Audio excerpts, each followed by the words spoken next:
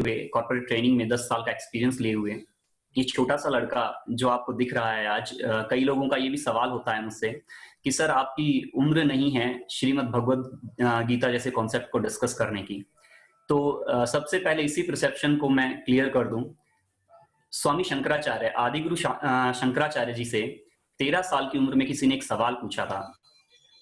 जब वो अद्वैत आश्रम को प्रभावित करने निकले थे और पूरी दुनिया में अपनी अमिट छाप छोड़ चुके थे, चारों मठों की स्थापना करने निकल चुके थे 13 साल की उम्र में, तब स्वामी शंकराचार्य जी से किसी ने एक सवाल पूछा था कि आपको नहीं लगता कि आपने बहुत छोटी उम्र में इतना ज्ञान हासिल कर लिया है, या बहुत छोटी उम्र में आप लोगों को प्रभावित करने के लिए विजडम को लेके निकल पड़े हैं। तब स्वामी शंकराचार्य जी का एक जवाब था, और वो जवाब मुझे आज भी बहुत प्रभावित करता है। स्वामी शंकराचार्य जी ने कहा था कि आपको लगता है कि मैंने केवल 13 साल की उम्र में सब कुछ हासिल कर लिया, और मुझे ऐसा लगता है कि मैंने 13 साल की उम्र तक बहुत लेट कर दी। मैं देरी कर चुका हूं 13 साल की उम्र में भी। और स्वामी शंकराचार्य वो अद्वितीय पर्सनैलिटी थे जिनको 4 साल की उम्र में, ऐसा बताते हैं कि 4 साल की उम्र में चारों वेद कंठस्थ थे। अगर इंसान चाहे तो नाली में पड़े हुए बच्चे से और एक शराबी से भी सीख सकता है। और श्रीमद् भगवद गीता एक ऐसा कॉन्सेप्ट है जो उम्र, भावनाएं, ज्ञान, इन सब से परे है। एक बच्चा भी अगर श्रीमद् भगवद गीता को उठाता है, उसके ओरिजिनल कॉन्सेप्ट को समझने की कोशिश करता है, तो उसे भी समझ में आ सकते हैं, बशर्ते उसका तरीका समझने का सही है। तो आज जिस कॉन्सेप्ट में हम डिस्कस करने वाले हैं वो किसी परिचय का मोहताज नहीं है। श्रीमद् भगवद गीता एक ऐसी किताब है जो 1500 से ज्यादा भाषाओं में, जिसका ट्रांसलेशन पूरी दुनिया में हो चुका है। और आप सब अच्छे से जानते हैं कि काफी देश ऐसे हैं जो अपने पाठ्यक्रम में, जो अपने कोर्स में, रेगुलर कोर्स में, स्कूल में या कॉलेज में श्रीमद् भगवद गीता को शामिल कर चुके हैं। श्रीमद् भगवद गीता वास्तव में क्या है हमारे इंडियन साइंटिफिक मैनर में, मैं आपको थोड़ा सा परिचय देता हूं। जो हमारा ओरिजिनल कंटेंट है, जो ज्ञान है, जिसको हम ज्ञान का सार कह सकते हैं इंडियन माइथोलॉजी में, वो है हमारे वेद। जो चारों वेद हैं, चारों वेद में से भी जो ऋचाएं निकली हैं वो ऋग्वेद से निकली हैं। इसके बाद वेदों से, वेदों की उत्पत्ति से जिसको वेद याद हुए या जो वेदों पे कॉन्सेप्चुअल क्लैरिटी ले सकते थे, उन लोगों ने वेदों को इंटरप्रेट करते हुए उपनिषदों का निर्माण किया, जो हमारे जीवन का वास्तविक आधार है, उपनिषद। उन उपनिषदों में से भी 108 उपनिषद में से 11 उपनिषद स्वामी शंकराचार्य ने लिखे हैं, आदिगुरु शंकराचार्य ने। अब उपनिषदों से हमारी बाकी की जो चीजें हैं वो निकली। अगर मैं इन सारी चीजों को समअप कर दूं, अगर मैं पूरी माइथोलॉजी को समअप कर दूं, तो हमारी पूरी माइथोलॉजी का जो निचोड़ है, जो सार है, वो श्रीमद् भगवद गीता है। श्रीमद् भगवद गीता के अलग अलग कॉन्सेप्ट हैं जो हम बाद में डिस्कस करेंगे। अर्जुन जो रण क्षेत्र में खड़े हैं, जो युद्ध के मैदान में खड़े हैं, सामने अपने भाइयों को देख के, अपने गुरु को देख के, अपने मेंटर्स को देख के अपने शस्त्र डाल देते हैं, छोड़ देते हैं। और अर्जुन श्री कृष्ण से जो रथ का सारथी बने हुए हैं, कृष्ण जो रथ का सारथी बने हुए हैं, जो प्रतिज्ञा ले चुके हैं कि मैं शस्त्र नहीं उठाऊंगा, अर्जुन बिना शस्त्र के मैं तेरे साथ रहूंगा युद्ध में। अर्जुन श्री कृष्ण से सवाल पूछना शुरू करते हैं, और उन सवालों का जवाब देते हुए श्री कृष्ण ने जो ज्ञान दिया, और ऐसा बताते हैं 4th डायमेंशन ऑफ यूनिवर्स, हमारे इस यूनिवर्स का चौथा आयाम वक्त है, उसको स्थायित्व देके श्री कृष्ण ने जो ज्ञान अर्जुन को दिया, वो ज्ञान श्रीमद् भगवद गीता बना। अब श्रीमद् भगवद गीता में हर एक कॉन्सेप्ट अपने आप में डिस्कस करने लायक है। सबसे पहली बात तो अगर हम ये देखें कि श्री कृष्ण ने अर्जुन को ही क्यों चुना। जो पांडव थे उनमें युधिष्ठिर, धर्मराज युधिष्ठिर थे। उसके बाद भी अर्जुन को ही क्यों चुना? क्योंकि ज्ञान का आधार या ज्ञान की व्याख्या डिपेंड करती है कि उस ज्ञान को लेने वाला कौन है। उस ज्ञान से सोसाइटी पे पड़ने वाला वाइड इम्पैक्ट क्या है, आने वाले समय में उसी नॉलेज का उस सोसाइटी पे पड़ने वाला वाइड इम्पैक्ट, उस ज्ञान का प्रभाव कितना होने वाला है समाज पे, ये शिष्य निर्धारित करता है। ये वास्तव में जो सीखता है, उस ज्ञान को ग्रहण करता है, वो निर्धारित करता है। इसलिए अर्जुन का भी अपने आप में बहुत बड़ा महत्व है श्री कृष्ण के अलावा। अर्जुन का एक एक सवाल, पहली बात अर्जुन का जो मोटिवेशन डिमोरलाइजेशन है उस समय, अर्जुन जो हताहत होके बैठे हैं, हताश होके बैठे हैं, वो भी लॉजिकल है। आप खुद भी सोच के अगर देखें कि आपको किसी दिन अपने ही टीचर या अपने ही मेंटर के सामने शस्त्र उठा के लड़ना पड़े, तो आप और मैं इस प्रैक्टिकल सिचुएशन को या इस हाइपोथेटिकल सिचुएशन को कितना प्रैक्टिकल मान पाएंगे। हमारे लिए बहुत मुश्किल हो जाएगा कि हम अपने ही टीचर के सामने लड़ना शुरू कर दें। ये बहुत बड़ी बात है। तो अर्जुन का जो लॉजिकल डिप्रेशन है, उसको मोटिवेशन के रूप में श्री कृष्ण ने जिस तरह से ट्रांसफॉर्म किया, जिस तरह से बदला, वो अपने आप में लाजवाब है। इसके अलावा गीता हमें बहुत कुछ सिखाती है। लाइफ की हर एक फिलोसॉफी, ऐसा बताते हैं कि दुनिया के हर एक सवाल का जवाब श्रीमद् भगवद गीता में छिपा हुआ है। अब अगर इस बात को हम हाइपोथेटिकली ना समझें और सिस्टमैटिक समझने की कोशिश करें, तो हमारी जिंदगी की जितनी भी समस्याएं हैं उनका रूट कोज श्रीमद् भगवद गीता में पा जाएगा आपको।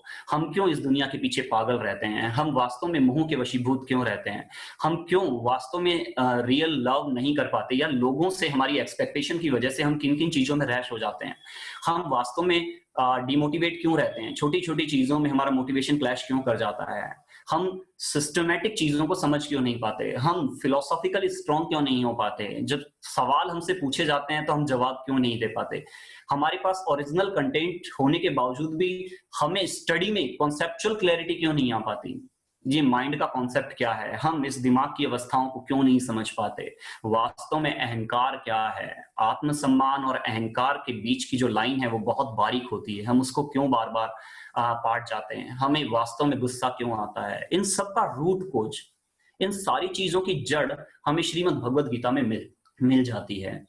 और यही कारण है, श्रीमद् भगवद गीता अपने आप में एक ग्रंथ नहीं, एक फिलोसॉफी है, जो अगर हम उस फिलोसॉफिकल बुक का कुछ अंश भी हमारी जिंदगी में उतार लें, तो हमारी जिंदगी में वास्तव में चमत्कार हो सकते हैं। श्री कृष्ण की व्याख्या करना, श्री कृष्ण अपने आप में बहुत बड़ी चीज है, वो काल हैं, स्वयं काल हैं, वो ब्रह्म हैं, स्वयं इस चराचर जगत को व्याप्त करने वाले हैं। तो श्री कृष्ण की व्याख्या करना बहुत आसान नहीं है, और मेरे पास शायद ऐसे शब्द भी नहीं है कि मैं श्री कृष्ण की व्याख्या आप लोगों के सामने कर सकूं। तो अब श्रीमद् भगवद गीता को एक बार शुरू करते हैं, कोशिश करते हैं हम कुछ कॉन्सेप्ट, श्रीमद् भगवद गीता के कुछ कॉन्सेप्ट, और उस कॉन्सेप्ट को भी बहुत अच्छे से समझने का प्रयास करते हैं। एक गुजारिश है, एक प्रार्थना है आप सभी से मेरी, जो लोग इस सेशन को देख रहे हैं, जहां पे भी देख रहे हैं आप, इस पूरे कॉन्सेप्ट को किसी रिलीजन एस्पेक्ट से मत देखिएगा। श्रीमद् भगवद गीता के इस कोर्स को मैंने हर धर्म के लोगों को दिया है और सबके फीडबैक मुझे मिले हैं। अगर आप केवल धार्मिक एस्पेक्ट से इस कॉन्सेप्ट को देखेंगे तो बहुत कम ले पाएंगे आज के सेशन से। इसलिए सब कुछ छोड़ के केवल लॉजिकल कॉन्सेप्ट में और प्रैक्टिकल होके इसको समझना है। आप एथिस्ट हैं, आप भगवान में मानते हैं, नहीं मानते, आप किस धर्म से बिलोंग करते हैं, किस जाति से बिलोंग करते हैं, श्रीमद् भगवद गीता के ज्ञान में इन बातों का कोई आधार नहीं है। इसलिए अपने आप को एक शिष्य बना लीजिए, एक स्टूडेंट बना लीजिए, और फिर मेरे साथ जुड़िए। श्रीमद् भगवद गीता में अर्जुन का हर एक सवाल लॉजिकल है। हर एक सवाल, प्रभु मैं युद्ध क्यों करूं, मुझे युद्ध करना ही क्यों चाहिए, मैं अपने ही लोगों को नहीं मार सकता। अब जब ये सवाल अर्जुन का क्लियर होता है तो अर्जुन दोबारा से पूछते हैं कि क्या मुझे राज्य के सुख के लिए युद्ध कर लेना चाहिए। जब कृष्ण कहते हैं अगर जीत जाएगा तो तुझे राज्य मिलेगा, परिपाटी मिलेगी, तेरा नाम होगा, तो क्या मुझे राज्य के सुख के लिए युद्ध कर लेना चाहिए, क्या हार्म कर देना चाहिए लोगों को केवल अपने सुख के लिए। तब श्री कृष्ण उनको और आगे लेके जाते हैं और फिर उन्हें कॉन्शियसनेस की सत्ता को समझाते हैं। अब हम वास्तव में यहां से शुरू करते हैं। आज दो कॉन्सेप्ट हैं इस दुनिया में, जड़ता और चेतनता। हम वास्तव में जड़ता को यथा रूप या यथा स्थिति मान लेते हैं, यानी कि हम कॉन्शियस को, चेतना को, हमारी जागृति को अस्वीकार करते हैं। सिंपल करते हैं इसको, दो चीजें हैं वास्तव में जिसकी वजह से हम इस दुनिया में, इस वजूद पे स्थिर हैं। पहला हमारा शरीर और दूसरा हमारी कॉन्शियसनेस, हमारी आत्मा। श्रीमद् भगवद गीता की भाषा में हमारी आत्मा, जिसको आप चेतना कह सकते हैं। हमारी सारी समस्याओं की जड़ वास्तव में हमारा जड़ता को स्वीकार कर लेना है। मतलब हम हमारी शरीर की सत्ता को शरीर के मुंह पास में बंद कर जब सारी चीजों को एक्सेप्ट कर लेते हैं और कॉन्शियस को यानी कि हमारी चेतना के डेवलपमेंट को अस्वीकार कर देते हैं। पूरे दिन एक सिंपल सा क्वेश्चन है आप सबसे, हम पूरे दिन जो भी काम करते हैं आप उठा के देखिए उस काम का केंद्र क्या है। वास्तव में जो हम काम करते हैं पूरे दिन, चाहे आप ऑफिस जाते हैं, चाहे आप घर का काम करते हैं, चाहे आप खाना खाते हैं या आप दिनचर्या के सारे काम करते हैं, हम पूरे दिन जो काम करते हैं वो किस पर केंद्रित होते हैं? हम काम इसलिए करते हैं क्योंकि काम करने से हमें उससे मिलने वाले परिणाम का सुख मिलेगा। हम ऑफिस इसलिए जाते हैं कि सैलरी मिलेगी। हम घर का काम इसलिए करते हैं क्योंकि अगर मैं काम करूंगा तो मेरा हस्बैंड करूंगी तो मेरा हस्बैंड खुश रहेगा। या मैं अगर पूरे दिन खाना खाता हूं तो इसलिए खाता हूं क्योंकि मेरे शरीर को जरूरत है, न्यूट्रिशंस चाहिए। मैं अगर बिजनेस करता हूं तो मेरे परिवार के लिए करता हूं या मेरे लिए करता हूं ताकि मुझे सुख मिलेगा, पैसे मिलेंगे। हम पूरे दिन जो भी काम करते हैं ना, उन अधिकांश कामों का वास्तव में टारगेट हमारा शरीर होता है। हम अपने शरीर के लिए मैक्सिमम लोग काम करते हैं और जो चेतनता है, हमारा कॉन्शियस है, हम उसकी कोई फीडिंग नहीं करते। अब प्रैक्टिकली समझते हैं एक बात कि हमारे द्वारा किए जाने वाले पूरे दिन किए जाने वाले काम को करता कौन है?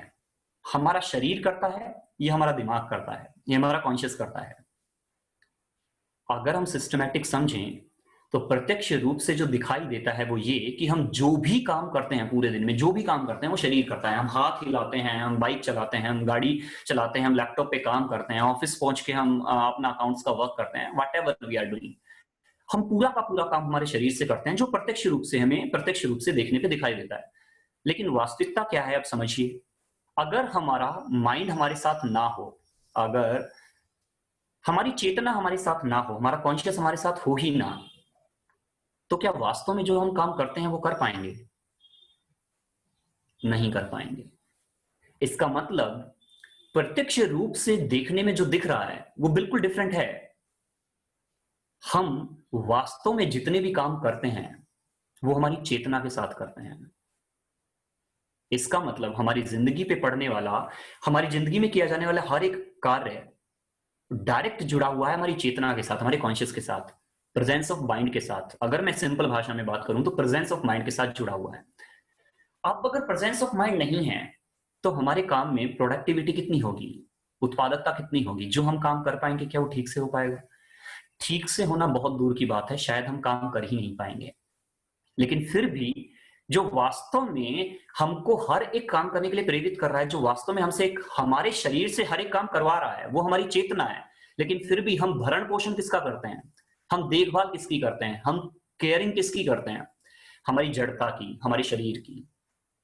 यही सबसे बड़ा फर्क है जो हम जिंदगी की पशोपेश में उलझ जाते हैं। हम अपने शरीर की हर एक खुराक का ध्यान रखते हैं, छोटी से छोटी चीज का। मुझे शुगर है, हर एक घंटे में खाना है, मुझे पानी पीना चाहिए, मुझे एक्सरसाइज करनी चाहिए। हर एक चीज जो हम करते हैं कैरिंग के रूप में, यानी कि देखभाल के रूप में, वो हम शरीर के साथ करते हैं, पर हमारी चेतना के साथ हम कुछ नहीं करते। और इसी वजह से हम जिंदगी की फिलोसॉफी में उलझ जाते हैं। तो वास्तव में रियल विजडम क्या है? जब हम शरीर की सत्ता को छोड़कर वास्तव में कॉन्शियस को स्वीकार कर लें, वास्तव में कॉन्शियस को स्वीकार कर लें, वो विजडम है।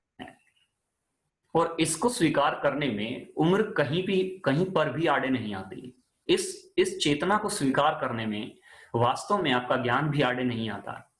आपकी जात पात, धर्म, संस्कार कुछ भी आड़े नहीं आता अगर हम कॉन्शियस को स्वीकार कर लें।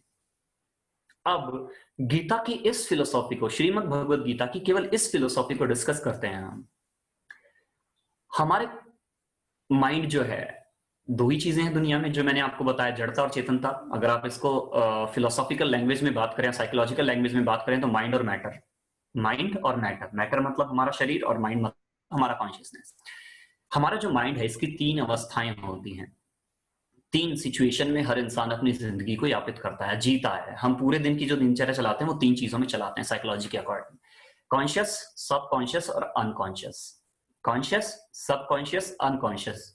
जो हम जीते जागते काम करते हैं, पूरे दिनचर्या में लगे रहते हैं, काम करते हैं, जगते हुए जो काम करते हैं, वो है हमारा कॉन्शियस। जब हम सो जाते हैं, बेहोश हो जाते हैं, तब हमारा अनकॉन्शियस है। उस सिचुएशन में हम कनेक्टेड नहीं होते किसी भी सिचुएशन के साथ। सबकॉन्शियस क्या है? जिसको हम बोलते हैं अंतःकरण। और ये मेरी नजर में श्रीमद् भगवद गीता का बहुत बेहतरीन कॉन्सेप्ट है, जिसको श्री कृष्ण ने अंतःकरण कहा है। अंतःकरण चतुष्टयम के नाम से श्रीमद् भगवद गीता में इसका चैप्टर है। अंतःकरण है सबकॉन्शियस, जो हमारे माइंड के पीछे काम करता है, जो चीजें हमसे अपने आप करवाता है, जिसपे हमारा वास्तव में जोर होता नहीं है। मैक्सिमम लोगों का सबकॉन्शियस पे जोर नहीं होता। वो सबकॉन्शियस जो बैकएंड पे वर्क करता है और चीजें अपने आप हमारी लाइफ में चलती हैं। हम जो भी काम कर रहे होते हैं हमें पता नहीं होता, फिर भी वो कर रहे होते हैं मैक्सिमम। और ज्यादातर लोगों का, मोर देन 90% लोग अपनी लाइफ का 70% से ज्यादा पार्ट, पूरे दिन की 70% से ज्यादा life subconscious state of mind से जीते हैं। उस सबकॉन्शियस स्टेट ऑफ माइंड की 4 अवस्थाएं बताई हैं श्री कृष्ण ने। 4 अवस्थाएं जो हैं वो है मन, बुद्धि, चित्त और अहंकार। Wait a minute.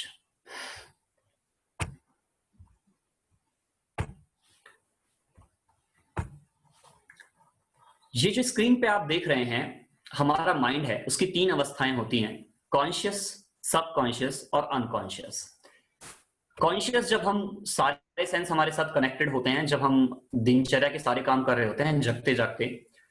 सबकॉन्शियस जो पीछे की तरफ वर्क कर रहा होता है, जो ऑटोमेशन में चल रहा होता है। और अनकॉन्शियस स्टेट ऑफ माइंड वो है जब चीजें अपने, अनकॉन्शियस स्टेट ऑफ माइंड वो है जब चीजें हमारे साथ कनेक्टेड होती ही नहीं है, हमें कुछ भी नहीं पता होता हमारी लाइफ में क्या चल रहा है। सबकॉन्शियस माइंड जो है, इसकी 4 अवस्थाएं होती हैं, मन, बुद्धि, चित्त और अहंकार। ये चारों चीजें हैं जो हमारी जिंदगी को वास्तव में ड्राइव करती हैं, जिन चारों चीजों की वजह से हम चलाते हैं। ये शब्द जितने देखने में आपको आसान लग रहे हैं उतने आसान नहीं हैं। अगर इनको हम सिस्टमैटिक समझे तो लाइफ की फिलॉसफी क्लियर हो सकती है हमारी। मन, सबकॉन्शियस का वो पार्ट जहां हमारे इमोशंस होते हैं। इमोशंस मतलब सबकॉन्शियस का वो पार्ट जहां दुख है, सुख है, जहां रोमांस है, जहां हमारी भावनाएं हैं। हर एक वो चीज जो हमारी भावनाओं से ड्राइव होती है, सुख, दुख, रोना, हंसना, अच्छा फील करना, बुरा फील करना, हर एक वो चीज जहां हमारे इमोशन स्टोर होते हैं, वो सबकॉन्शियस का पार्ट है इमोशन। जब हम अपनी लाइफ में इमोशनली रेस होते हैं, इमोशनली लो होते हैं, अगर मैं साइकोलॉजिकल टर्म में बात करूं तो जब हम इमोशनली वीक होते हैं, हमारा EQ लो होता है, उस सिचुएशन में मैक्सिमम लोग मन से अपनी लाइफ को ड्राइव कर रहे होते हैं। अगर आपको लोग बार बार धोखा देते हैं, अगर परेशानियां जिंदगी में टिकी हुई हैं, अगर आप छोटी छोटी बातों पे गुस्सा हो जाते हैं, नाराज हो जाते हैं, बहुत जल्दी आपको गुस्सा आता है, बहुत ज्यादा परेशानियां दूसरे लोगों की वजह से आपकी जिंदगी में हैं, आपकी जिंदगी की दूसरे लोगों से बहुत ज्यादा प्रभावित है, तो इसका मतलब ये है कि आप अपनी लाइफ को मन से ड्राइव कर रहे हैं, सबकॉन्शियस से ड्राइव कर ही रहे हैं। सबकॉन्शियस के पार्ट मन से हम ड्राइव कर रहे हैं। दूसरा है बुद्धि।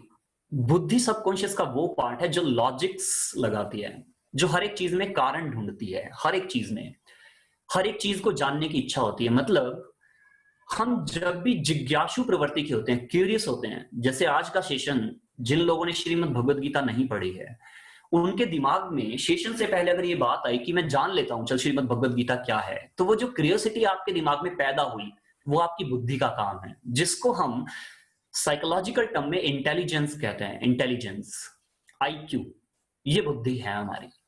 बुद्धि का काम है हर एक चीज का कारण जानना, वो हर एक चीज का कारण ढूंढती है, और ये बहुत अच्छी बात है, बुरी नहीं है। लेकिन बुद्धि अगर सही ना लगे, अगर आप बुद्धि को सही तरीके से ना लगाएं, अपने लॉजिक को सही जगह पे सेट ना करें, तो वो क्या कर सकती है हमें इस बात का अंदाजा भी नहीं है। जो लोग अपनी लाइफ बुद्धि से ड्राइव करते हैं वो लाइफ में बहुत ज्यादा प्रैक्टिकल होते हैं, इमोशंस के फेर में नहीं पड़ते, परिवार या रिलेशन बहुत ज्यादा मैटर नहीं करते उनको। अपना कैरियर, अपनी लाइफ की फिलोसॉफी, अपने टारगेट्स, अपना विजन, उनको बहुत ज्यादा इम्पैक्ट करता है उनकी लाइफ में। ये एक्चुअल में लॉजिकल कॉन्सेप्ट है या इंटेलिजेंस का कॉन्सेप्ट है जो सबकॉन्शियस की बुद्धि में आता है। जो लोग अपनी बुद्धि से ड्राइव करते हैं उनके साथ प्रॉब्लम ये होती है कि बहुत ज्यादा प्रैक्टिकल होते हैं, और प्रैक्टिकल होने की वजह से बहुत ज्यादा रिलेशंस नहीं बना पाते वो लोग, और अगर रिलेशन बना भी लेते हैं तो लोग उनको बहुत जल्दी छोड़ के चले जाते हैं। लॉन्ग टाइम रिलेशन एस्टेब्लिश नहीं कर पाते वो लोग। तीसरा है अहंकार। सबकॉन्शियस माइंड का एक बहुत शानदार कॉन्सेप्ट, अहंकार। जो आपको ईगो नजर आ रहा है वो वास्तव में ईगो नहीं है, ये है परसेप्शन। परसेप्शन मतलब क्या?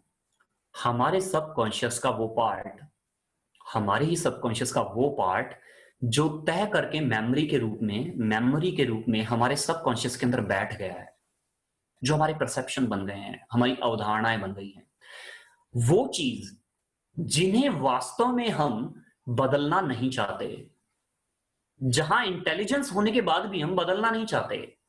सिंपल भाषा में यहां आते हैं हमारे सुपरस्टिशंस, रिचुअल्स, परंपराएं, हमारे ट्रेडिशंस, हमारे सुपर अंधविश्वास, ये सारी चीजें जो हमारे सबकॉन्शियस में स्टोर करके बैठ गई हैं, वो जिन्हें हम लॉजिक मिलने के बाद भी बदलना नहीं चाहते। अगर कोई आज आपसे ये बात बोले कि काली बिल्ली का रास्ता काटना, इसमें कोई लॉजिक नहीं होता, लेकिन अगर आपके साथ बिल्ली के रास्ता काटने के बाद 3-4 बार गलत हुआ है तो वो चीज आपका परसेप्शन बन गई है। अब आपके पास उस बात का कोई लॉजिक नहीं है कि ऐसा क्यों होता है।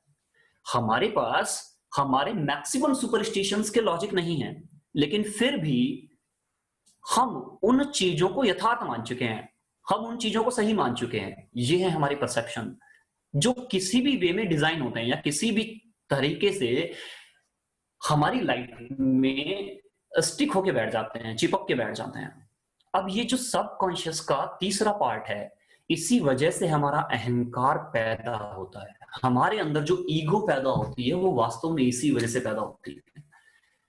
आपकी वास्तव में दुनिया के साथ लड़ाई किस बात की है? एक बार चेक करें अपने आप को। हमारी वास्तव में दुनिया के साथ लड़ाई है तो वो किस चीज की है? That is ego. आप अपनी चीजों को सही मान के बैठे हैं और सामने वाले की चीजों को गलत साबित करने की का प्रयास करते हैं। हर एक परिस्थिति में सामने वाले की चीज को गलत साबित करने का प्रयास करते हैं। इसी वजह से हमारा अहंकार पैदा होता है, और अहंकार की जड़ है हमारे परसेप्शंस। इसका मतलब, इस बात को ध्यान से समझिएगा, हर वो इंसान जो कुछ सीखना नहीं चाहता, जो अपनी जिंदगी में कभी भी कुछ नया सीखना ही नहीं चाहता, उसके अंदर अहंकार मिलेगा आपको। उसके परसेप्शन बहुत हावी होंगे। इसीलिए कहा जाता है परफेक्शन इज पैरालिसिस। जिस इंसान को जिंदगी के किसी भी मोड़ पे इस बात का एहसास हो जाए कि मुझे सब आता है, मुझे अब सीखने की जरूरत नहीं है, मैं अब सीखना नहीं चाहता, मैंने जो सीख लिया वो बहुत है। जिस इंसान को जिंदगी के किसी भी मोड़ पे इस बात का एहसास हो जाए कि मेरे अंदर परफेक्शन है, उसकी बुद्धि को, उसकी चेतना को लकवा मार चुका है। That is perfection is paralysis. इसका मतलब जैसे ही हमारा अहंकार हमें ओवरटेक कर लेता है, हम हमारी बुद्धि को एस्केप कर देते हैं, हमारी बुद्धि को दरकिनार कर देते हैं, छोड़ देते हैं। मतलब हमारा इंटेलिजेंस भी काम करना बंद कर देता है अगर हमारे परसेप्शंस हमारे ऊपर हावी हैं। इमोशंस रहेंगे, उस परिस्थिति में इमोशंस आपको और ज्यादा डाउन करेंगे। हम हमारे ही इमोशन के गिरफ्त में ज्यादा बंध जाएंगे अगर हमारे अहंकार हमारे साथ हैं। इसका मतलब हमारा इंटेलिजेंस प्रॉपरली वर्क करे, हमारा इंटेलिजेंस, हमारा आईक्यू वास्तव में सही रहे, इसके लिए दो चीजें हमारे पास होनी चाहिए। पहली, कि जो हमने सीखा है आज तक जो भी हमने सीखा है वो हमारे काम आता है या नहीं आता है, हम उसको जीरो मान लें कि भाई मुझे कुछ नहीं आता। और दूसरा, हमेशा नई चीजें सीखते रहें, तब हमारा आईक्यू लाजवाब होता है, तब हमारा इंटेलिजेंस एक्चुअल में हमारे काम आता है। इस दुनिया में केवल 2 तरह के लोग सुखी हैं। ये बात बहुत हाइपोथेटिकल है, पर मेरी इस फिलॉसफी को समझने की कोशिश कीजिएगा। इस दुनिया में दो लोग बहुत खुश हैं, पहला बच्चा और दूसरा पागल। अब आप सोच रहे होंगे कि यार ये कैसी बात हुई, पर deep inside your heart you know the fact, this is right. वास्तव में ये बात सही है, आप अंदर से जानते हैं। इस दुनिया में केवल दो तरह के लोग सुखी हैं, पहला तो बच्चा और दूसरा पागल। और इन दोनों के साथ सबसे बड़ी और सबसे खास बात यह है कि उन दोनों के ही परसेप्शंस नहीं होते, उनकी अवधारणाएं नहीं होती। अवधारणाएं मतलब वो कुछ सीख के अपनी जिंदगी में तय करके बैठा नहीं लेते। जो सीखा हुआ ज्ञान है उसको सब कुछ नहीं मानते दोनों ही लोग, और वो सुखी रहते हैं। सब कॉन्शियस का चौथा पार्ट है चित्त, जिसको हम इंटेलेक्ट के नाम से जानते हैं। सब कॉन्शियस का चौथा भाग जो चित्त है, ये पूरी दुनिया, ये यथार्थवादी दुनिया या हमारा वास्तव में दृष्टिकोण जो टिका होना चाहिए, वो चित्त पे टिका होना चाहिए, इन तीनों चीजों पे नहीं, मन बुद्धि और अहंकार पे नहीं। चित्त वास्तव में वो है जो सही और गलत की परख करता है। चित्त वास्तव में वो है जो अच्छा और बुरा जानता है। चित्त वास्तव में वो है जो अपने ही द्वारा ग्रहण किए गए ज्ञान के फेर में नहीं पड़ता, जो ज्ञान को सत्य नहीं मानेगा, जो सत्य को सत्य मानेगा, जो यूनिवर्सल फैक्ट पे काम करेगा, जो उस ज्ञान को एक्सेप्ट करेगा जो वास्तव में सही है। यह है चित्त। अब इस चित्त को डेवलप कैसे किया जाए, ये चित्त वास्तव में डेवलप होता कैसे है? एक मिनट।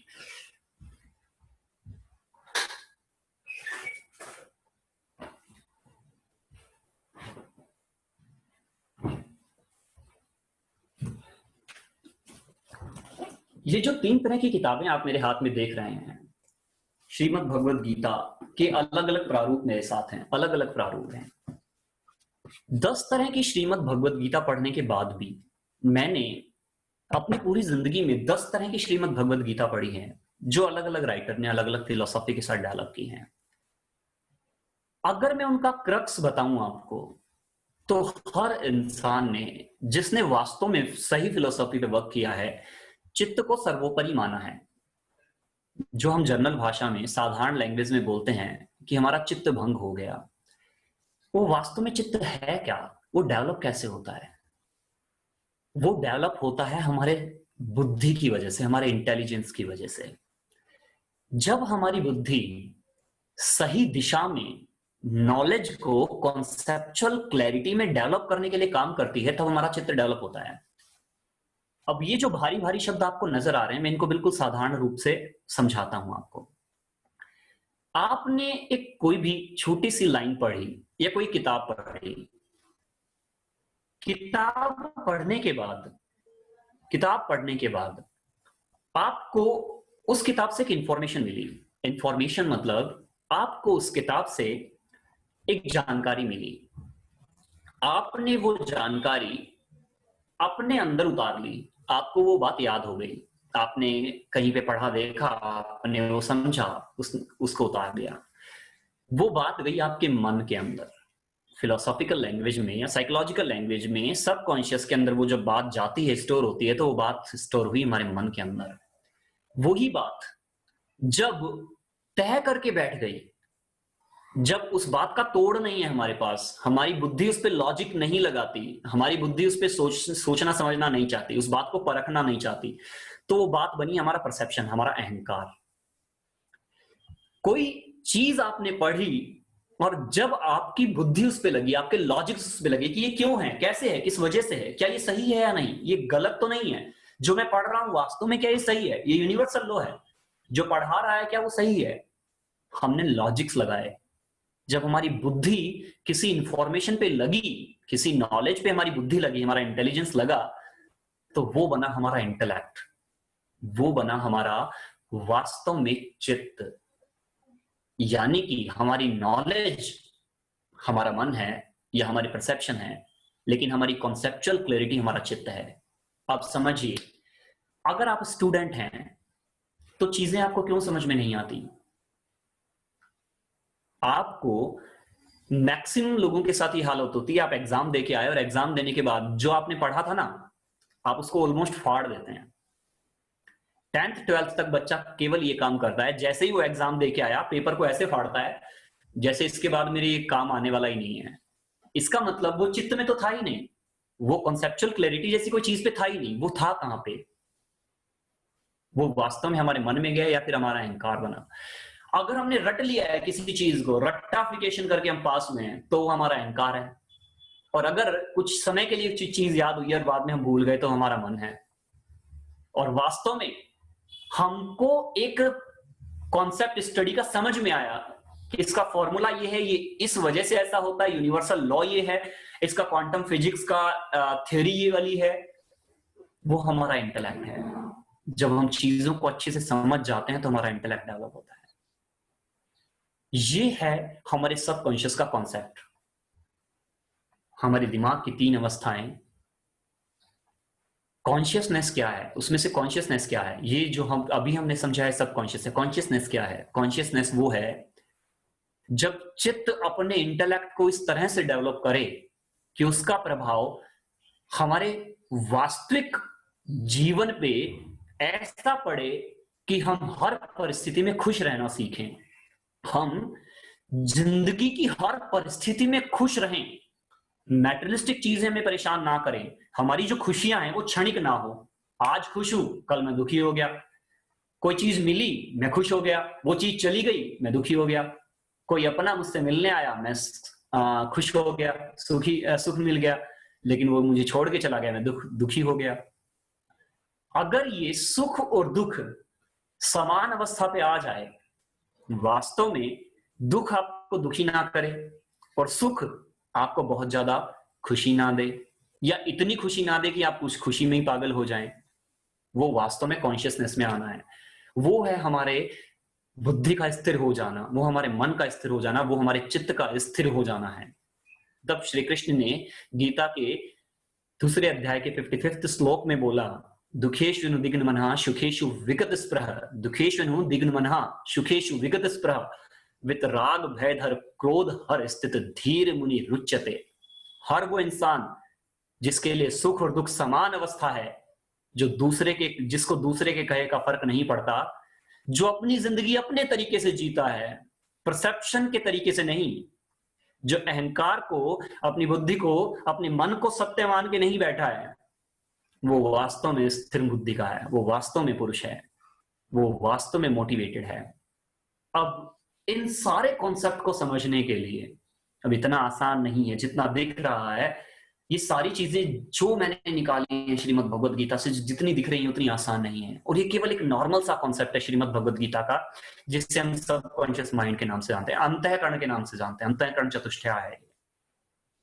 अब समझने वाली बात यह है, जो इस समय हो सकता है आप लोगों को लग रहा हो कि सर ये वाले सारे कॉन्सेप्ट जो आपने हमें समझाए हैं, ये हमें क्यों नहीं समझ में आते? जब श्रीमद् भगवद गीता हम पढ़ते हैं तो हमें समझ में क्यों नहीं आते? हम ये सारे कॉन्सेप्ट क्यों नहीं निकाल पाते? तो उसके रीजन समझाता हूं मैं आपको। मैं बताता हूं कि ऐसा वास्तव में होता क्यों है। श्रीमद् भगवद गीता जो हिंदुस्तान के लगभग हर एक घर में मिल जाएगी आपको, हर एक वो परिवार जो वास्तव में धार्मिक प्रवृत्ति का है, उसके घर में श्रीमद् भगवद गीता जैसी चीज मिल जाएगी आपको। श्रीमद् भगवद गीता हमें समझ में नहीं आती, उसके कारण आपको पता है क्या है? पहला कारण, श्रीमद् भगवद गीता जो ओरिजिनल है, गीता प्रेस गोरखपुर जो आप मेरे हाथ में देख रहे हैं, ये इसका ओरिजिनल कंटेंट संस्कृत में होता है। और संस्कृत को समझ पाना या संस्कृत का सही इंटरप्रिटेशन हमारे लिए बहुत बड़ा चैलेंजिंग टास्क है। दूसरा, अगर वो हमें हिंदी में भी मिल जाती है, श्रीमद् भगवद गीता हिंदी में मिलती है, तो चैलेंज ये होता है कि हिंदी भी बहुत टिपिकल लैंग्वेज है। वो हिंदी के शब्द भी ऐसे होते हैं जो हमें नॉर्मल लैंग्वेज में समझ में नहीं आते। हम जिस भाषा में हम चाहते हैं उसमें समझ में नहीं आते, वो भी इस तरह के होते हैं। दूसरा चैलेंज श्रीमद् भगवद गीता को पढ़ने का पता है क्या है आपको? वो ये है कि श्रीमद् भगवद गीता को डिफरेंट राइटर्स ने अपने अपने कॉन्सेप्ट में डिजाइन किया है। अब समझ में नहीं आता कि कौन सा है जो पढ़ा जाए। अगर मैं मोटे मोटे तौर पे चलने वाली गीता की बात करूं आपके सामने, तो गीता प्रबोधनी है, जो जिनका मैं बहुत बड़ा फैन हूं, स्वामी रामसुखदास जी ने लिखी है, गीता प्रबोधनी। इन्होंने लॉजिकल कॉन्सेप्ट, श्री रामसुखदास जी ने गीता के लॉजिकल कॉन्सेप्ट को बहुत अच्छे से समझाया है, बहुत अच्छे से। अब दूसरा जो है, दूसरी जो गीता है,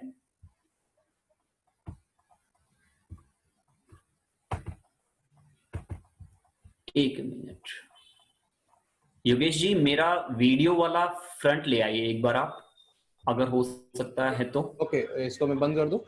हाँ, इसको बंद कर दीजिए सर, वीडियो वाला फ्रंट ले आइए, थैंक यू। दूसरा, पहला, श्री रामसुखदास जी ने लॉजिकल कॉन्सेप्ट को, गीता के लॉजिकल कॉन्सेप्ट को बहुत अच्छे से समझाया है, हर एक चीज को लॉजिकल इंटरप्रिटेशन दिया है। समझने के लिए उन्होंने प्रश्न और उत्तर डिजाइन करके चीजों को समझाया, जो बहुत लाजवाब है। दूसरा, जो हमारा एस्कॉन ग्रुप है, उनके प्रभुपाद जी, उन्होंने जो गीता का जो कॉन्सेप्ट है उसमें बहुत अच्छे से श्री कृष्ण की महिमा को इलेबरेट किया है। मतलब श्री कृष्ण को अगर समझना है, श्री कृष्ण को जानना है, तो बहुत अच्छे कॉन्सेप्ट में उन्होंने भक्ति योग को डिजाइन किया, बहुत अच्छे से समझाया है। दूसरी जो गीता मेरे हाथ में, जिसका नाम है यथारूप। तीसरा जो है, और एक श्रीमद् भगवद गीता है, जो अभी इस समय मेरे पास यहाँ अवेलेबल नहीं है, इसका नाम है अष्टवक्र गीता। ऋषि अष्टवक्र, जिनकी महिमा अपने आप में बहुत बड़ी है, जो बहुत जल्दी मैं उनके ऊपर भी बहुत कुछ डिजाइन करने वाला हूं। अष्टवक्र जी जो थे, जो 8 जगह से जिनके कोने निकले हुए थे, राजा जनक के दरबार में जिन्होंने बंदी को शास्त्रार्थ में हराया था, उन्होंने जो गीता डिजाइन की है, उनका नाम है अष्टवक्र गीता। उन्होंने द्वैत और अद्वैत आश्रम, मतलब इस ब्रह्मांड में सब कुछ केवल एक ही है, हम सब कृष्ण का ही अंश हैं, भगवान का ही अंश हैं। वो सब कुछ अगर बहुत अच्छे तरीके से किसी ने समझाया है, तो अष्टवक्र गीता में अष्टवक्र जी ने बहुत अच्छे से इलेबरेट किया है। अब अलग अलग राइटर्स ने अलग अलग तरीके की चीजों को डिजाइन किया है। अगर हम अलग अलग तरह की गीता पढ़ेंगे तो बहुत ज्यादा टाइम कंज्यूमिंग है। दूसरा, हर एक कॉन्सेप्ट को समझना कंट्रोवर्सी पैदा कर सकता है। इसलिए इन सारी चीजों को समझ करके, क्रक्स निकाल के, मैंने इस कोर्स को डिजाइन किया है, जो कोर्स है श्रीमद् भगवद गीता के ऊपर, और कंप्लीट कोर्स है। जिस तरह से मैं अभी आपसे बात कर रहा हूं, जिस तरह से अभी हम डिस्कशन कर रहे हैं, उसी तरह से वो कोर्स डिजाइन किया गया, जिसके अंदर आपको मैक्सिमम कॉन्सेप्ट, सुख क्या है, वास्तव में सुख होता क्या है, प्रेम और मोह में अंतर क्या है, फिलोसॉफी क्या है, रीइंकार्नेशन जैसी कौन सी चीज है, पुनर्जन्म होता है या नहीं होता है, या भाग्य क्या है, कैसे भाग्य डेवलप होता है, हम अपने ही भाग्य को बदल कैसे सकते हैं, ऐसे क्वेश्चंस जिनको अगर आप जान जाएं या समझ जाएं, तो हम कॉन्शियसनेस पे बहुत वर्क कर सकते हैं। हम वास्तव में अपनी जिंदगी को कॉन्शियस से ड्राइव कर सकते हैं, सबकॉन्शियस की बजाय। मैंने इस कोर्स को इसी पर्सपेक्टिव से डिजाइन किया है, और इस कोर्स की सबसे खास बात यह है कि इस कोर्स में हमने अध्यायों को टारगेट नहीं किया, अर्जुन के सवाल को टारगेट किया है। अर्जुन ने जो श्री कृष्ण से पूछा, उन सवालों को टारगेट करते हुए इस कोर्स को डिजाइन किया है। अब आप समझिए मेरी इस बात को, हम गीता क्यों नहीं समझ पाते, उसका कारण यह है कि हम अर्जुन को खुद के साथ रिलेट नहीं कर पाते। अगर आप गीता में श्री कृष्ण को श्री कृष्ण मान लें और अर्जुन को खुद मान लें, और श्रीमद् भगवद गीता को इस तरह से अपनी जिंदगी में उतारें कि अर्जुन के जो सवाल हैं वो मेरे हैं, मैं उस कायनात से सवाल पूछ रहा हूं, या उस काल से सवाल पूछ रहा हूं, उस प्रभु से, ब्रह्म से सवाल पूछ रहा हूं, जिसने इस कायनात को डिजाइन किया है, जिसने इस सृष्टि को बनाया है। मेरे कुछ सवाल हैं, व्यक्तिगत सवाल हैं, जो मैं पूछना चाहता हूं उनसे। अगर आपने इस तरह से खुद को रिलेट किया, तो आप वो कर सकते हैं जो आज से पहले वास्तव में नहीं कर पाए। फिलोसॉफिकल आप इतने स्ट्रांग हो जाएंगे कि कोई भी डिबेट आपसे परे नहीं होगी। आप अच्छे से अच्छे इंसान के साथ शास्त्रार्थ कर सकते हैं, आप अपने कॉन्सेप्ट को पूरी तरह से रिफाइन कर सकते हैं। एरी गरी नथु गरी चीजें जो लाइफ में जनरली उठती हैं और उठ के निकल जाती हैं, वो आपको प्रभावित नहीं करेंगी।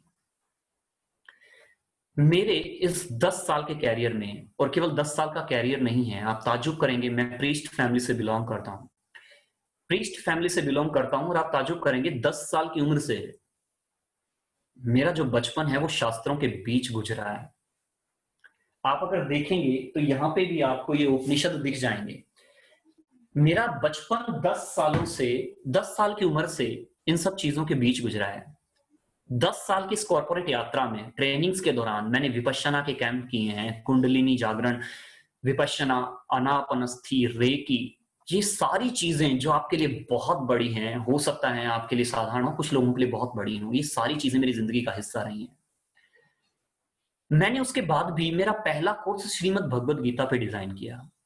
बाकी सारे कोर्स पाइपलाइन में हैं, अष्टांग सिद्धि योग भी मैं डिजाइन कर रहा हूं, लेकिन श्रीमद् भगवद गीता पे डिजाइन किया। आप जानते हैं क्यों?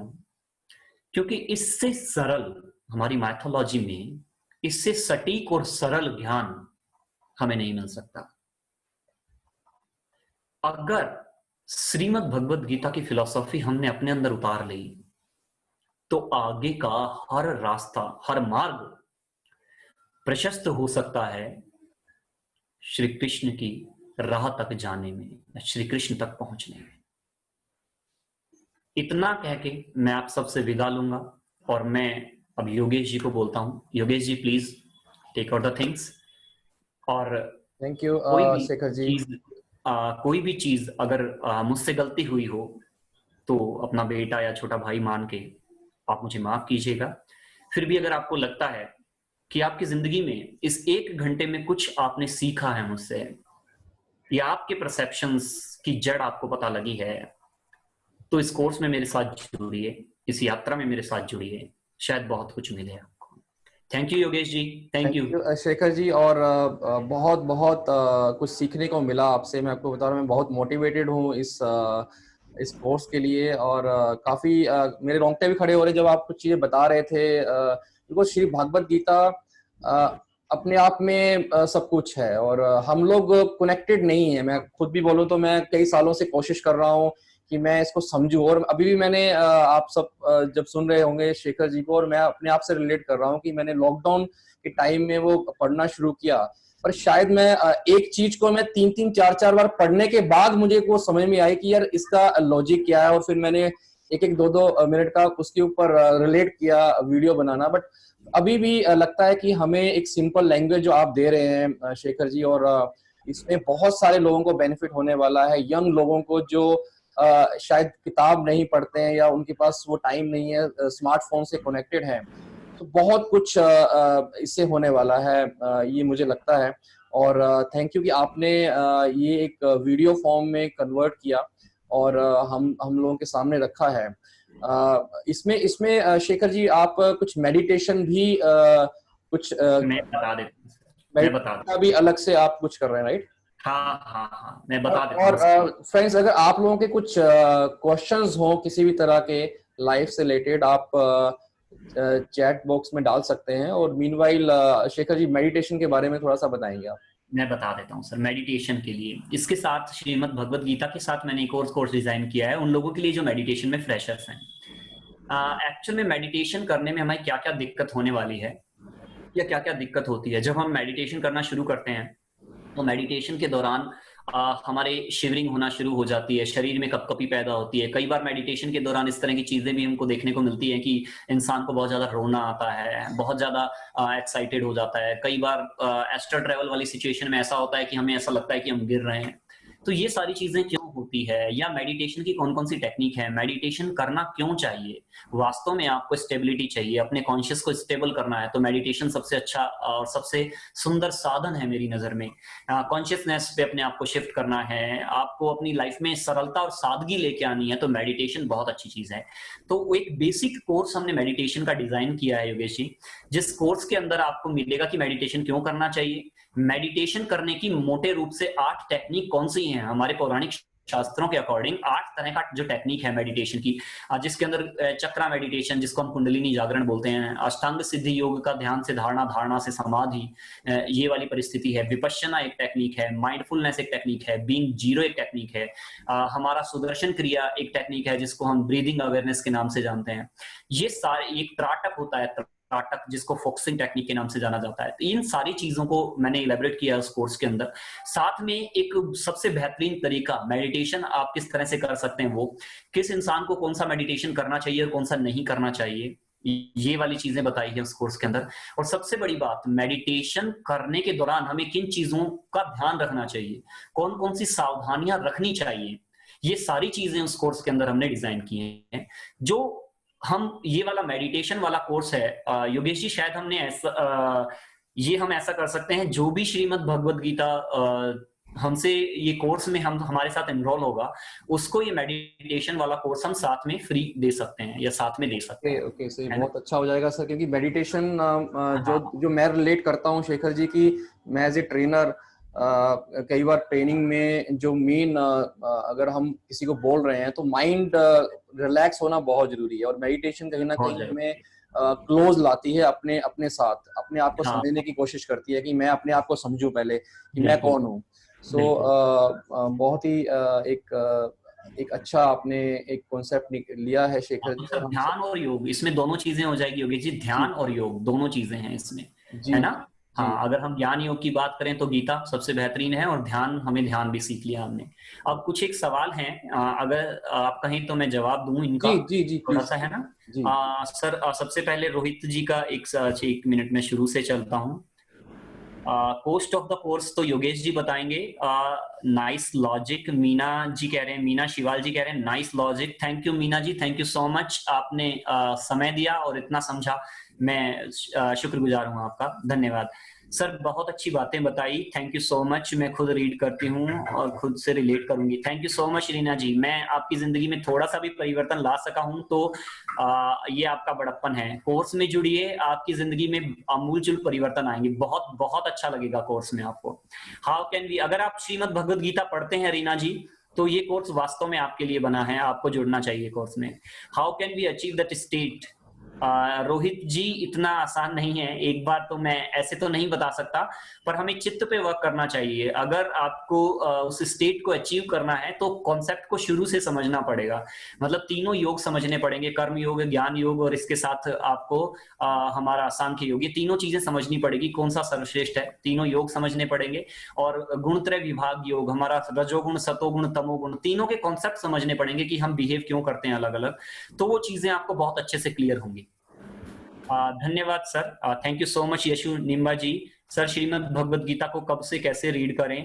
कभी भी कर सकते हैं, मेरी नजर में केवल लॉजिकल कॉन्सेप्ट कहता है कि आपको श्रीमद् भगवद गीता से अपने आप को बांधना नहीं है। जरूरी नहीं है कि आप श्रीमद् भगवद गीता सुबह उठ के पढ़ें, आपको पूजा के दौरान ही पढ़नी चाहिए। ज्ञान के लिए कोई भी वक्त नहीं होता, कोई भी जेंडर नहीं होता, हर चीज से परे है ज्ञान। जब आप पढ़ें, जैसे पढ़ें उस तरीके से पढ़ सकते हैं। तो तरीका मैंने आपको बताया है, उसको फॉलो करने की कोशिश करें। और अगर आप कोर्स लेंगे, कोर्स के बाद अगर श्रीमद् भगवद गीता, कोई भी श्रीमद् भगवद गीता पढ़ेंगे, तो आपको, आपके ज्ञान को चार चांद बन जाएंगे, बहुत अच्छा लगेगा आपको जान के।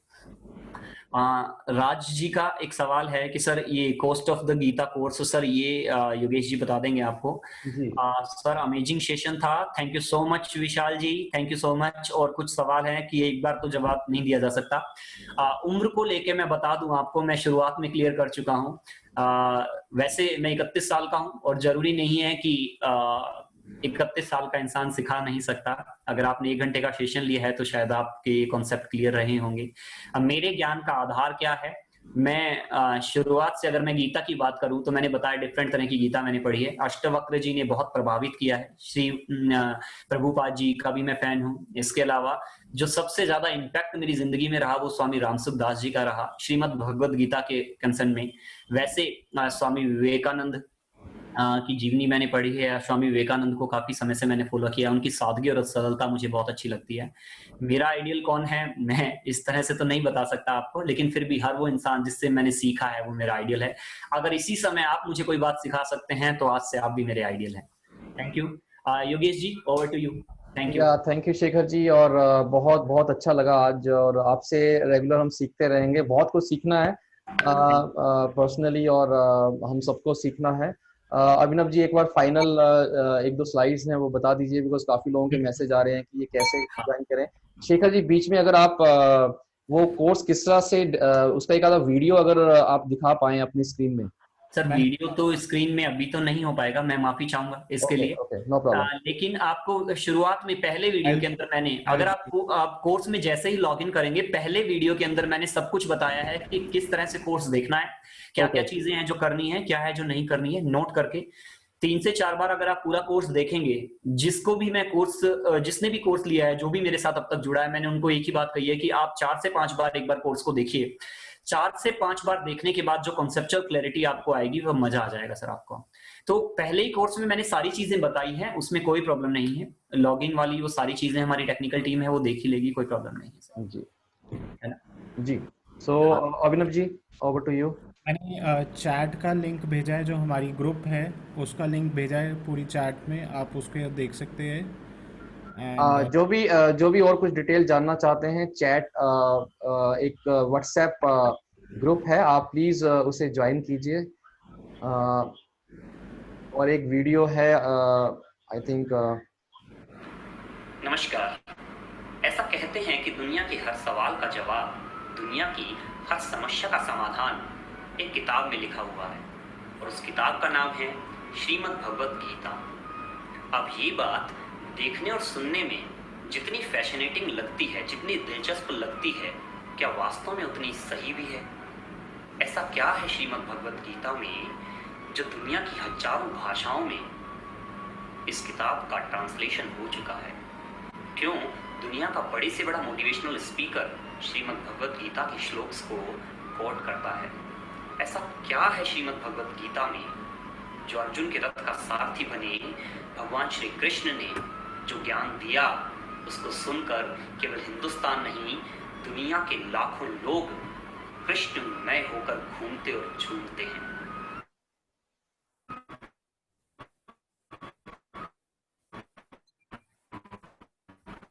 क्या आप जानते हैं, हमारा मूल कारण पता नहीं होता, उसका रूट कोज नहीं पता होता। और श्रीमद् भगवत गीता की खास बात यही है कि श्रीमद् भगवत गीता समस्या पर नहीं, समस्या के कारण पर काम करती है। और इस वजह से इंसान स्थित प्रज्ञ होता है, स्टेबल होता है, और भविष्य में आने वाली समस्याएं भी उस इंसान को परेशान नहीं करती। यूं तो हिंदुस्तान के लगभग हर एक घर में श्रीमद् भगवत गीता मिल जाएगी हमें, पर चुनौती ये है कि वो समझ में कैसे आएगी। संस्कृत में है, और अगर हिंदी में भी है तो हिंदी इतनी टिपिकल है जिसको समझ पाना अपने आप में एक चुनौती है। और अगर इंग्लिश में इसका ट्रांसलेशन किया जाता है तो मायने बदल जाते हैं। तो श्रीमद् भगवत गीता को पढ़ा कैसे जाए आपकी ये समस्याओं के निवारण के लिए? गाइस, मैंने एक कोर्स डिजाइन किया है बिल्कुल सिंपल लैंग्वेज में, आप ही की भाषा में, आप ही की चुनौतियों को, आप ही की प्रॉब्लम्स को टारगेट करते हुए। तो अगर आप जानना चाहते हैं कि इंसान अलग अलग बिहेव क्यों करता है, इच्छाओं की उत्पत्ति का कारण क्या है, what is the root cause of desires actually, is really karma paid off, क्या वास्तव में पुनर्जन्म होता है, ये अहंकार क्या है, क्यों पैदा होता है, इसके अलावा what is the real happiness, what is the difference between love and infatuation, to know the real meaning of wisdom। Krishna को जानने और समझने के लिए पाप और पुण्य की अवधारणाओं से परे जुड़िए मेरे साथ। जय श्री कृष्ण। तो बहुत बहुत थैंक यू, आपका धन्यवाद शेखर जी जुड़ने के लिए। और हम सब लोग बहुत कुछ सीखने वाले हैं आपके इस कोर्स से, और डेफिनेटली एक हम सबके लिए एक टर्निंग पॉइंट होगा ये लर्निंग का, राइट। सो फ्रेंड्स, एक व्हाट्सएप ग्रुप आपके चैट बॉक्स में है, आप लोग उसे ज्वाइन कीजिए और वहाँ पे आपको सारी डिटेल मिल जाएगी इस कोर्स से रिलेटेड, कैसे आप स्टार्ट कर सकते हैं, और कैसे साथ में मेडिटेशन का जो एक साथ में अभिनव जी वीडियो ऑन है शायद, ओके। सो कैसे आप अपनी लाइफ में इसको जोड़ सकते हैं, कैसे आप आगे बढ़ सकते हैं अपने प्रोफेशन में, बिकॉज पर्सनली हमें बहुत कुछ सीखना है। आज बहुत सारे ट्रेनर्स से फ्रेंड मैं मिलता हूँ या उनसे ट्रेनिंग लेता हूँ जब भी मैं, और वहाँ पे श्री भागवत गीता का बहुत बड़ा रोल है उनकी लाइफ के अंदर। जितने भी बड़े ट्रेनर्स हैं, जितनी बड़ी लीडरशिप है, उन्होंने श्री भागवत गीता से सीख कर इम्प्लीमेंट किया, और आज वो अपनी लाइफ में बहुत आगे ग्रो कर रहे हैं। हम बहुत सारी किताबें पढ़ चुके हैं, बहुत सारी और ट्रेनर से सीख चुके हैं, बट अब टाइम है अपने आप को समझने का, अपने आप को जानने का कि हम कहाँ पे हैं। और यही टाइम है फ्रेंड, ये जो लॉकडाउन का टाइम मिला है, ये जो एक टाइम हमें 3-4 महीने का मिला है, ये ट्रांसफॉर्म होने का है, ये सीखने का है, फिर से अपने आप को जानने का है, अपने आप को एनालाइज करने का कि हम कहाँ स्टैंड करते हैं। लाइफ में हम कई बार रुक जाते हैं, कई बार हम बात करें कि किसी पॉइंट में आके रुके हैं, तो वहां पे हमें एक मेंटोर चाहिए, हमें एक रास्ता चाहिए। तो कहा जाता है कि शायद कोई एक मेंटोर की बात आपको आगे ले जाए, किसी गुरु की एक लाइन आपको आगे ले जाए, और हो सकता है किसी एक किताब से आप कुछ सीख जाएं और वो आपको वहां से आगे लेके जाना शुरू कर दे। ये आज का दिन हम सबके लिए एक ब्लेसिंग है, आपको बता रहा हूँ। और ये हम सब लोग एक नए रास्ते में चल रहे हैं, और एक सबसे बड़ी बात की एक रास्ता दे रहे हैं बहुत सारे लोग, और शेखर जी उनमें से एक हैं जी, जो बहुत सारे लोगों की लाइफ को ट्रांसफॉर्म कर रहे हैं। Right, thank you Shekhar ji for जुड़ने के लिए। And Harman ji, thank you very much, आपका भी वो भी हमारे साथ आज हैं, बहुत जल्दी उनसे मिलवाएंगे आपको हरमन जी के साथ, बिकॉज उन्होंने इंट्रोड्यूस करवाया था शेखर जी से। Thank you Harman ji for this wonderful journey जो स्टार्ट किया है हमने आप लोगों के साथ। हरमन जी, क्या आप थोड़ा सा इसके बारे में बता सकते हैं, 1 मिनट, अगर शेखर जी के इस पूरे कॉन्सेप्ट में अगर आप हैं यहाँ पे? I will make him the host. मैं या उनको